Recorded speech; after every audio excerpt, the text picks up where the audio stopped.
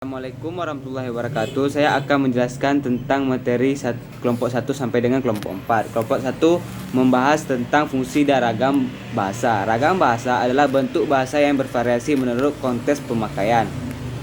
Poin pertama yang dijelaskan pada kelompok 1 adalah penggunaan ragam bahasa. Penggunaan ragam bahasa terbagi 3, yaitu berdasarkan cara pengungkapan. Berdasarkan cara pengungkapan terbagi lagi menjadi 2, yaitu ragam bahasa lisan. Ragam bahasa lisan adalah bahan yang dihasilkan alat ucap atau organ of speech dengan fenom sebagai unsur dasar.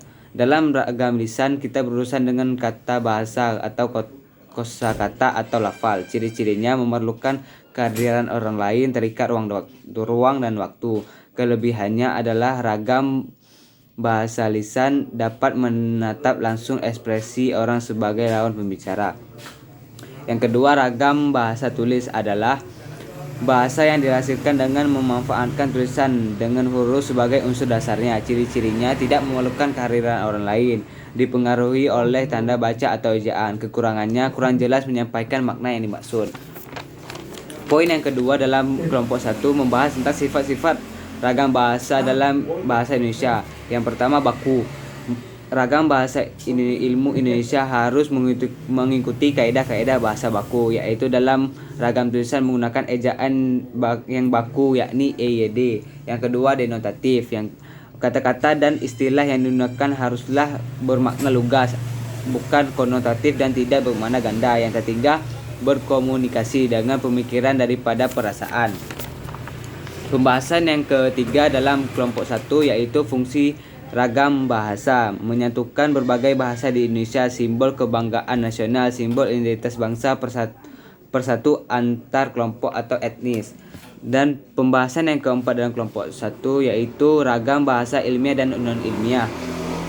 Gaya bahasa karangan ilmiah cenderung formal atau baku dan lugas, sedangkan karangan non-ilmiah gaya bahasanya cenderung sastrawi dan berkias.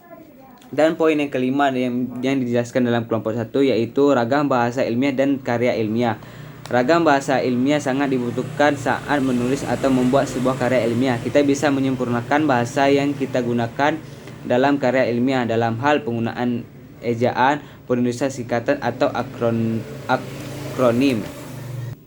Dan untuk kelompok 2 menjelaskan tentang diksi atau pilihan kata. Diksi adalah pilihan kata yang tepat dan selaras atau dalam penggunaannya untuk mengungkapkan gagasan sehingga diperoleh efek tertentu. Poin yang pertama yang dijelaskan dalam kelompok 2 adalah fungsi diksi. Fungsi diksi membuat orang yang membaca ataupun mendengar karya sastra menjadi lebih paham mengenai apa yang ia sampaikan oleh pengarang, membuat komunikasi menjadi lebih efektif, melambangkan ekspresi yang ada dalam gagasan verbal atau tertulis atau terucap, serta membentuk ekspresi ataupun gagasan yang tepat sehingga dapat menyenangkan pendengar atau pembaca. Poin yang kedua yang membahas dalam kelompok 3 adalah jenis-jenis makna kata. Pengertian makna kata adalah maksud yang terkandung secara tersimpul dari suatu kata. Contohnya sederhana adalah kata rumah. Kata rumah memiliki makna tempat tinggal. Jadi setiap kata itu selalu terhubung dan saling berkaitan dengan suatu hal. Secara umum jenis-jenis makna kata sebagai berikut. Makna leksikal. Leksikon merupakan asal kata dari istilah leksikal yang artinya kamus. Yang kedua, makna gramatikal. Pengertian makna gramatikal adalah makna suatu kata yang muncul akibat dari adanya proses gramatikal atau proses tata bahasa Indonesia.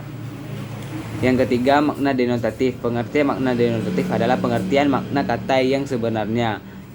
Biasanya kata-kata yang memiliki makna denotatif digunakan dalam bahasa ilmiah. Yang keempat, makna konotatif. Pengertian makna konotatif adalah makna kata yang memiliki nilai emosi tertentu. Dan yang kelima, makna idiomatik. Makna idiomatik merupakan makna kata yang terdapat dalam kelompok kata tersebut. Maknanya tidak sama dengan makna asli dari kata tersebut. Dan poin yang selanjutnya dalam kelompok 2 yaitu relasi makna. Relasi makna adalah hubungan kemaknaan atau relasi semantik antara sebuah kata atau sebuah bahasa lainnya dengan kata atau satuan bahasa lainnya lagi.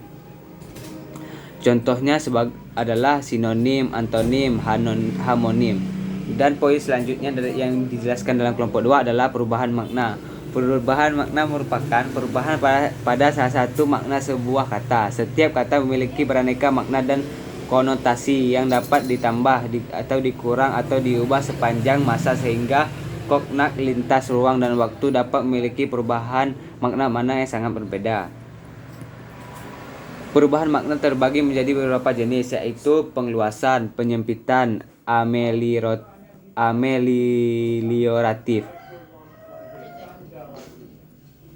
Dan poin yang dibahas dalam kelompok 2 selanjutnya adalah idiom dan ungkapan idiomatis. Idiom atau ungkapan adalah gabungan kata yang bermakna khusus. Makna dari idiom bukanlah berasal dari kata-kata pembentuknya, akan tetapi terbentuk setelah kata-kata tersebut digabungkan.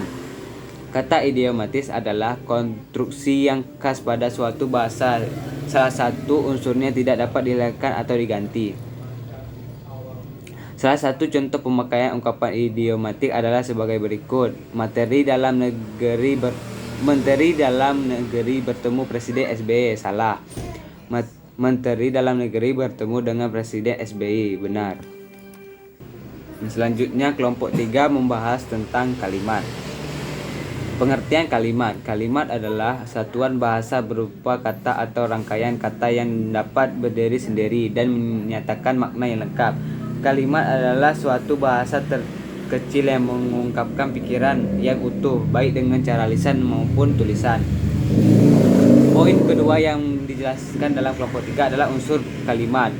Yang pertama, subjek. Subjek adalah kata, benda atau sebuah kalimat yang dapat berupa nama orang, hewan, benda, sapaan, dan lain-lain. Yang kedua, predikat adalah bagian yang menandai apa yang telah diucapkan ataupun ditulis oleh pihak pertama. Yang ketiga, objek. Objek adalah sebuah hal atau perkara yang akan menjadi topik pembicaraan. Yang terakhir, keterangan. Sebuah bagian kalimat yang memiliki tujuan untuk memperjelas kalimat. Contoh dari unsur kalimat yaitu SPOK. Ibu membeli sayuran dari tukang sayur langganannya. Ibu sebagai subjek, membeli sebagai predikat, sayur-sayuran sebagai objek, dari tukang sayur sebagai keterangan. Contoh lainnya, ibu guru menyuruh orang tuaku untuk menghadiri rapat besok. Ibu guru sebagai subjek, menyuruh sebagai predikat, orang tuaku sebagai objek, keterangan untuk menghindari rapat besok sebagai keterangan.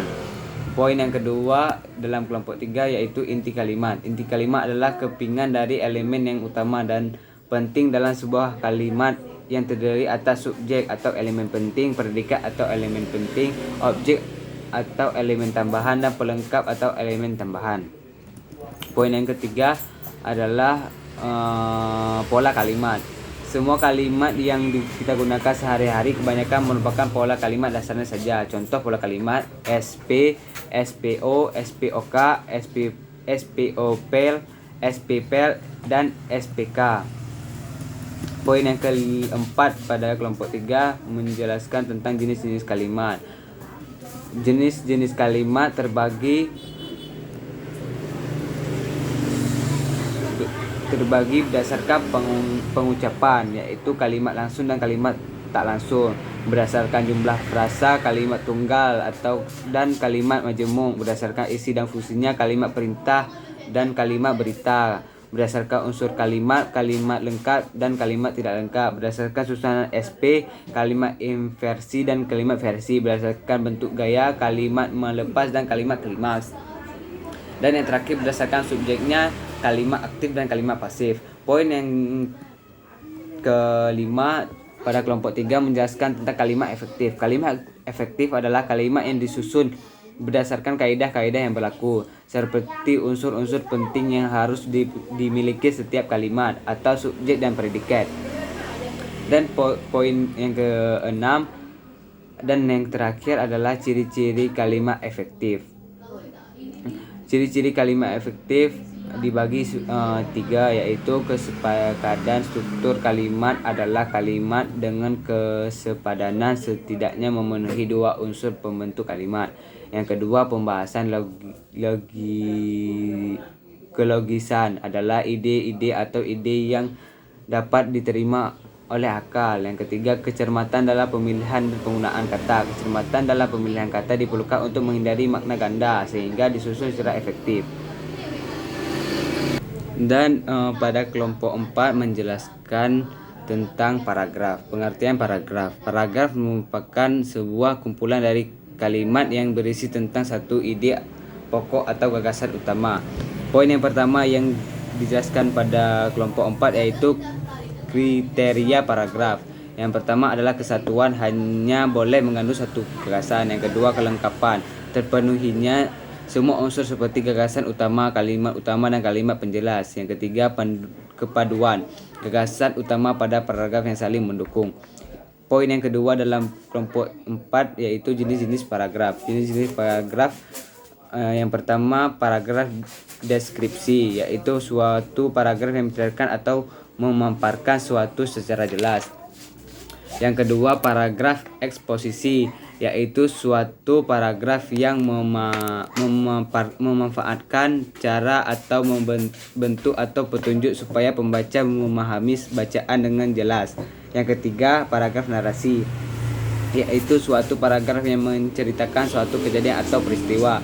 Yang keempat, paragraf argumentasi, yaitu suatu paragraf yang mengutarakan suatu pendapat atau ide pokok. Yang kelima, paragraf persuasi, yaitu paragraf yang berisi ajakan yang atau mempunyai tujuan supaya pembaca melakukan tindakan. Poin yang ketiga dalam kelompok 4 yaitu menjelaskan tentang jenis pengembangan paragraf. Jenis-jenisnya adalah pola klimaks, merupakan pola yang berisi rincian gagasan paragraf yang mulai terbawah hingga yang teratas. Yang kedua, pola kausalitas, merupakan pola paragraf yang berisi sebab akibat suatu hal. Yang ketiga, pola sudut pandang, merupakan pola yang berisi sudut pandang penulis terhadap suatu hal. Poin yang keempat dan yang terakhir yaitu menjelaskan tentang jenis paragraf berdasarkan letak utama dan jenis paragraf berdasarkan tujuan penulisan. Sedangkan jenis paragraf berdasarkan letak kalimat utama adalah paragraf deduktif, paragraf naratif, dan paragraf induktif. Dan paragraf yang berdasarkan tujuan penulisan yaitu paragraf narasi, deskripsi, eksposisi, argumentasi, dan persuasi. Sekian materi yang saya jelaskan. Assalamualaikum warahmatullahi wabarakatuh.